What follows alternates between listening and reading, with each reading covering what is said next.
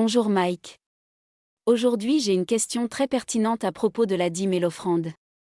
Je sais que mon pasteur en parle souvent, mais tout ce que j'ai appris, c'est qu'il faut donner la dîme, c'est-à-dire un dixième de tout ce que nous gagnons comme revenu, et l'offrande qui n'est pas bien déterminée en matière du montant ou pourcentage.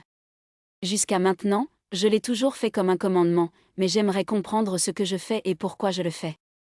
Je veux comprendre d'où vient cette loi de la dîme et de l'offrande. Bref, je veux avoir un enseignement approfondi sur la dîme et l'offrande. Commençons d'abord par la dîme. Ok. La dîme est une des lois que l'Éternel a données à Moïse concernant le peuple d'Israël. Ouvre ta Bible et lis, dans Nombre 18, verset 21. Je donne comme possession aux fils de Lévi, toute dîme en Israël, pour le service qu'ils font, le service de la tente d'assignation. Tu comprends que la dîme était réservée à une seule tribu. Laquelle? La tribu de Lévi. Lévi est l'un des 12 fils de Jacob. Et Dieu a ordonné à Moïse que les enfants d'Israël doivent apporter la dîme aux fils de Lévi, car ils étaient constamment au service de la tente d'assignation. Tu veux dire qu'ils ne faisaient que cela? C'était ça leur travail?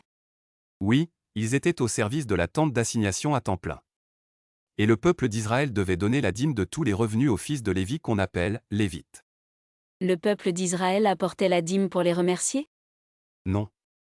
C'était pour honorer l'Éternel car les Lévites travaillaient entièrement pour lui, et si tu donnes la dîme aux Lévites, cela veut dire que tu la donnes à Dieu lui-même.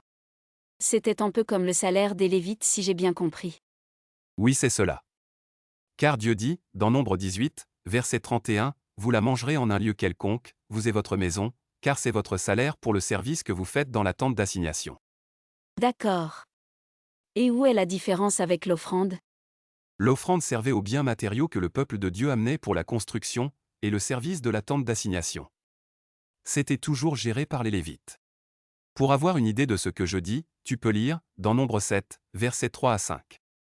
Ils amenèrent leur offrande devant l'Éternel, 6 chars en forme de litière et 12 bœufs, soit un char pour 2 princes et un bœuf pour chaque prince, et ils les offrirent devant le tabernacle. L'Éternel parla à Moïse, et dit, prends de ces choses, afin de les employer pour le service de la tente d'assignation, tu les donneras aux Lévites, à chacun selon ses fonctions. Ok.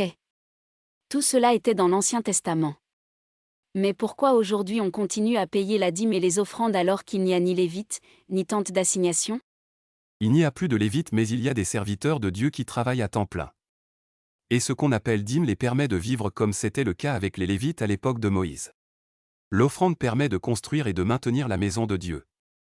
C'est-à-dire, l'Église et tout le service qui s'y fait. Toujours à l'image de ce qui se faisait à l'époque de Moïse. Je me suis toujours demandé pourquoi Jésus n'a jamais parlé de payer la dîme et les offrandes tout comme Paul et tous les apôtres. À moins que je me trompe, je n'ai jamais vu un passage dans le Nouveau Testament qui nous demande de payer la dîme et les offrandes, ou qui condamne ceux qui ne le font pas.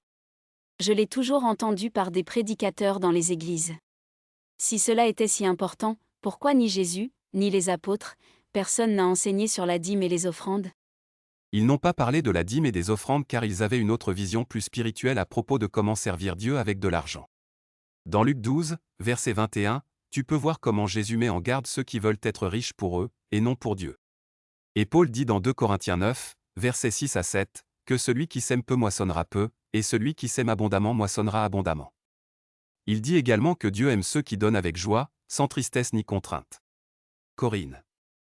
Je te conseille de ne plus limiter Dieu à un dixième. Car il vaut de loin plus que ça. Ne sois pas lié à aucune loi. Mais sois conduite par le Saint-Esprit, et il te montrera combien Dieu est grand, et tu ne le réduiras plus à un dixième. Car souviens-toi que si tu sèmes abondamment, tu moissonneras abondamment, car notre Dieu est fidèle. Merci beaucoup et je me sens complètement libérée. À nous revoir dans Gigos 22.